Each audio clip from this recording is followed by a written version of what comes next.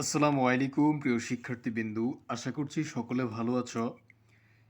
HSC এবং কি অ্যাডমিশনের শিক্ষার্থীবৃন্দু, যারা যেই ক্লাসেরই শিক্ষার্থী হও না কেন, অনেকেই আমাকে কমেন্ট করছো যে তোমাদের এইচএসসি পরীক্ষার জন্য একটি চ্যাপ্টার বেস ইম্পর্ট্যান্ট আনইম্পর্ট্যান্ট টপিকগুলো দাগিয়ে দেওয়ার জন্য এবং তোমাদের সাজেশন দেওয়ার জন্য, এবং অ্যাডমিশনের জন্য তোমরা কোনগুলো পড়বে কোনগুলো পড়বে না এবং কীরকম পড়া তোমার উচিত সে বিষয়ে আজকে আমরা কথা বলবো।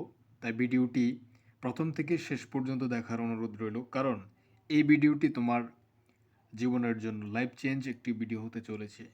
কারণ তুমি দেখো, এইচএসসি না হয়ে তুমি অ্যাডমিশনের শিক্ষার্থী হতে পারো, তুমি একাডেমিক এইচএসসি শিক্ষার্থী হতে পারো। তাই অবশ্যই আমরা কিন্তু সাজেশন দিব, সাজেশন অনুযায়ী তোমাকে পড়াশোনা করতে হবে। সো একাডেমিক এবং অ্যাডমিশন এই দুইটার প্রস্তুতি আজকের এই ক্লাসটি দেখলে তোমরা পেয়ে যেতে পারবে। আজকে আমরা ফিজিক্স ফার্স্ট পেপার এবং সেকেন্ড পেপার নিয়ে কথা বলবো। তোমাদের এখানে দেখো, প্রথম যে চ্যাপ্টারটি তোমাদের রয়েছে, এটা একটি ফোকাস চ্যাপ্টার। এখান থেকে তেমন কঠিন কোনো কিছু নেই। তবে দেখো, ভেক্টর ভেক্টর কিন্তু খুবই ইম্পর্টেন্ট একটি টপিক। এখান থেকে যেমন এডমিশনের জন্য তোমাদের ইম্পর্টেন্ট, প্লাস এইচএসসি লেভেলের জন্য ইম্পর্টেন্ট। এখান থেকে কিন্তু একটি সিকিউ আসে, আর এমসিকিউ আসবে তোমাদের এডমিশন যারা শিক্ষার্থী রয়েছে তোমাদের জন্য। আর গতিবিদ্যা, এখান থেকে তোমাকে বেসিকটা জানতে হবে, 100% তোমাকে গতিবিদ্যাটা জানতে হবে। এরপরে নিউটনীয় বলবিদ্যা, এরপরে কাজ শক্তি ক্ষমতা। অর্থাৎ তুমি সবগুলোর মূলে হচ্ছে বেসিক। অর্থাৎ তুমি যাই পড়াশোনা করো, তোমার অবশ্যই বেসিকটা কমপ্লিট থাকতে হবে। যত ধরনের ম্যাথমেটিক্যাল সলভ আছে তোমাদের ফিজিক্সের, সবগুলোর মূল কারিগর হচ্ছে এই গতিবিদ্যা চ্যাপ্টারটা। তুমি এই চ্যাপ্টারে ভালো করতে পারলে তুমি সামনের পড়াগুলো সহজে বুঝতে পারবে। কিন্তু এই চ্যাপ্টারটা যদি তুমি না বোঝো, তাহলে কিন্তু তোমার অন্যান্য চ্যাপ্টারগুলো বোঝা কঠিন হয়ে যাবে। যেমন নিউটনীয় বলবিদ্যা, তারপর হচ্ছে কাজ শক্তি ক্ষমতা, তারপরে মহাকর্ষ অভিকর্ষটা না, এই তিনটা। ঠিক আছে? অর্থাৎ তুমি এটা পারলে তুমি এই দুইটাও কভার দিতে পারবে, কিন্তু গতিবিদ্যা না পারলে তুমি এই দুইটার কোনোটাই পারবে না, তোমার জন্য এটা কঠিন হয়ে যাবে। তাই অবশ্যই আমি সাজেস্ট করব তুমি গতিবিদ্যাটা আগে ফার্স্ট অফ অল বেসিকটা কমপ্লিট করো, এবং এটার উপরে বেশি রিসার্চ করো এবং ক্লাস করো। এবং তুমি এটা পারলে পরবর্তীতে নিউটনীয় বলবিদ্যা, কাজ শক্তি ও ক্ষমতা, এগুলোর সূত্রগুলো শিখবে এবং কি এগুলোর উপরে ম্যাথমেটিক্যাল সলভগুলো করবে। ইনশাল্লাহ তোমার একাডেমিক প্লাস এডমিশনের জন্য তোমার ভালো একটি প্রস্তুতি হয়ে যাবে। এখন দেখো, সামনের দিকে তোমাদের দেখাই মহাকর্ষ ও অভিকর্ষ এবং পদার্থের গাঠনিক ধর্ম।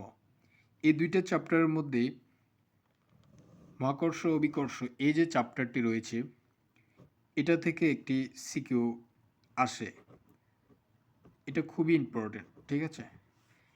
পদার্থের গাঠনিক ধর্ম, এখান থেকে কিন্তু প্রশ্ন আসে। এটা আনইম্পর্টেন্ট বলবো না, বাট ইম্পর্টেন্ট। এটা তোমাদের ইম্পর্টেন্ট লিস্টে রেখে দাও। বাট এটার চেয়ে মহাকর্ষ অভিকর্ষ থেকে একটি প্রশ্ন আসে। আর পর্যাবৃত্ত গতি, তরঙ্গ, এই দুইটাকে তোমরা একটি সেট হিসেবে নিতে পারো, কারণ প্রশ্ন আসলে সেট অনুযায়ী অনেকগুলো প্রশ্ন আসে। তাই অবশ্যই পর্যাবৃত্ত গতি এবং তরঙ্গকে তোমরা অবশ্যই ফোকাস দিবে। ঠিক আছে? আমি বলছি যে সবগুলো চ্যাপ্টারের যেগুলো আনইম্পর্টেন্ট, তার মানে এই নয় যে তুমি ওইগুলো প্র্যাকটিস করবে না, পড়বে না। না, ওইখান থেকেও তোমাদের প্রশ্ন আসতে পারে, যেমন এমসিকিউ আসতে পারে, সিকিউর ক খ আসতে পারে। সো অবশ্যই জাস্ট পড়বে। বাট তোমাদের যেগুলো বলেছি যে বেসিকটা কমপ্লিট করতে হবে, এটা মাস্ট বি, তোমাকে এটার উপরে স্কিলড হতে হবে, ভালো করে শিখতে হবে, পরিশ্রমী নয়, একদম ভালো করে পরিশ্রমী হতে হবে। এরপরে আদর্শ গ্যাস ও গ্যাসের গতিতত্ত্ব, এই যে চ্যাপ্টারটি, এটার সাথে তোমার কিন্তু রসায়নের একটি চ্যাপ্টার ম্যাচিং আছে।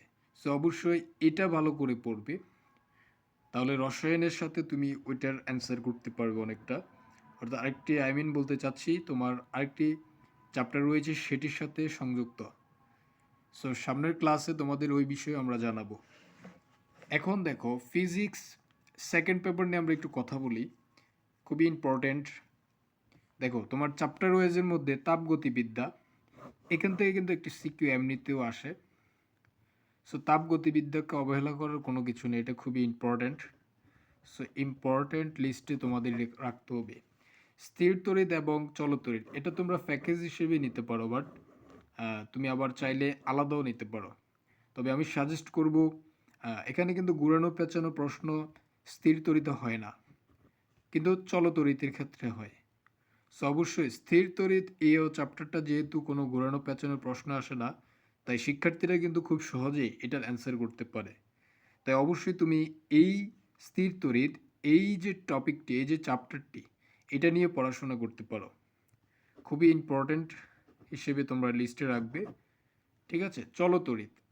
চলতড়িৎ কিন্তু ঘোরানো পেঁচানো প্রশ্ন আসে, বাট এটি ইম্পর্টেন্ট লিস্টে রাখতে পারো, ঠিক আছে? কিন্তু চলতড়িৎ থেকে স্থির তড়িৎটা খুবই তোমার জন্য হেল্পফুল হবে এবং সহজে তুমি এটা শিখতে পারবে। সো প্রথম এটাকে তোমরা ফোকাস করবে, বাকিটা তোমরা পরবর্তীতে করতে পারো। এখন আসি স্থির তড়িৎ প্রবাহের চুম্বক ক্রিয়া ও চুম্বক তত্ত্ব এবং তড়িৎ চুম্বকীয় আবেশ ও পরিবর্তনী প্রবাহ।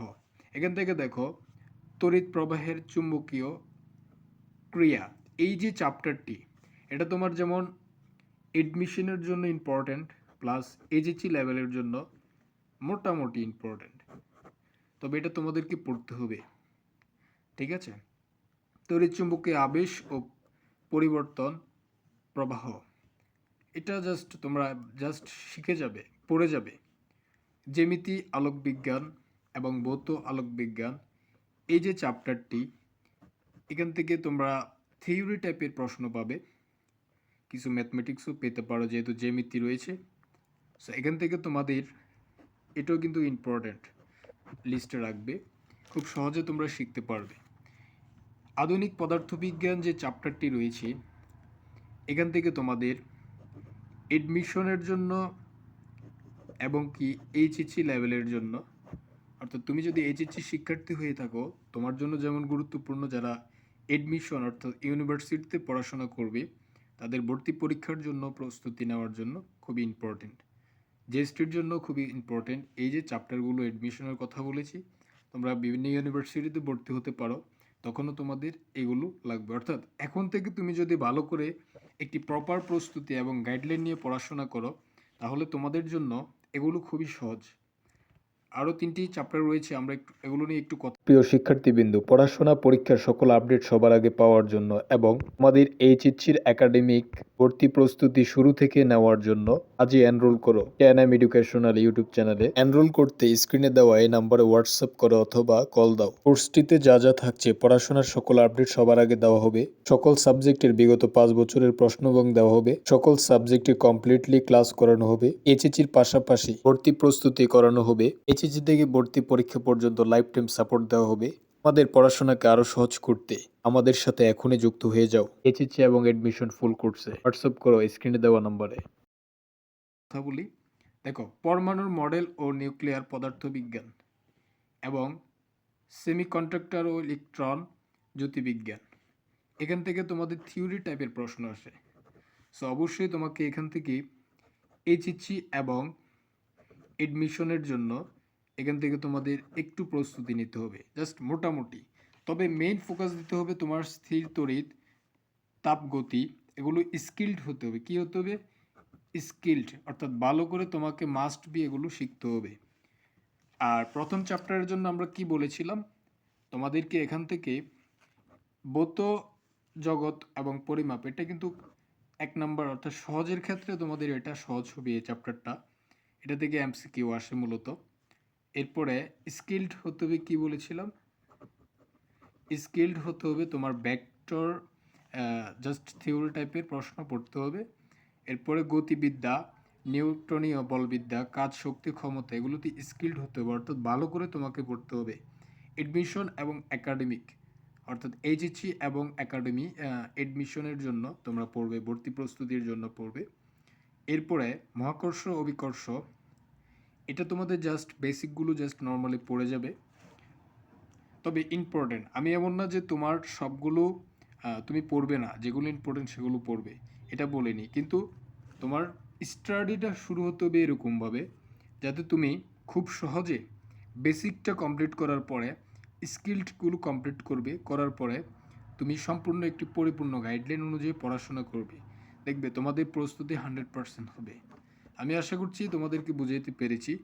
ইনশাআল্লাহ পরবর্তীতে অন্যান্য চ্যাপ্টারের ওয়াইজ ক্লাস দিব ইনশাআল্লাহ। ওই ক্লাসগুলো করলে তোমরা ভালো একটি প্রস্তুতি নিতে পারবে। ততক্ষণ ভালো থাকো, সুস্থ থাকো। আল্লাহ হাফেজ। আসসালামু আলাইকুম রহমতুল্লাহ।